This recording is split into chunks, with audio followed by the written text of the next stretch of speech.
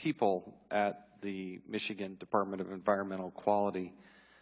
Do you feel that they were misleading people? Were they providing false information? What were they doing, and who were they doing it to?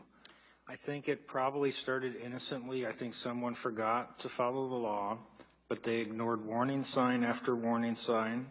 The GM fiasco, the Ms. Walters' child, the hazardous waste levels of lead, and gradually, step by step, they just felt like they were covering this up. There's no question about it. You read the emails. They lied in writing to the EPA, and it was only after Leanne figured out that they were not using corrosion control that they started this news story that we don't know if we have to have corrosion control.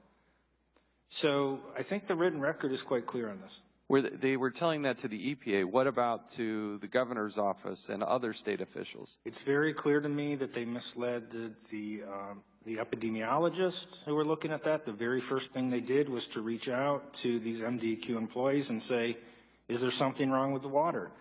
And the talking points, the notes from that memo, epidemiologists basically repeated one lie after another about the actual situation in Flint. And when you're a scientist and you have been misled so fundamentally by someone in a position of trust, that skews your interpretation. So I have criticized what the health department did and the fact that they never told the governor about this spike in elevated lead that was occurring. And I have talked about their unethical behavior in the month of September when they refused to share data with me and Dr.Mona about the lead-poisoned children. But you have to, when you look at the ethics of this, you have to look at what they were told and put yourself in their position, and I fault them. But the blame lies with these 3 or 4 employees who were actively misleading everyone. And I go back to Mr. Walling, who took a lot of criticism and some of it very justifiable.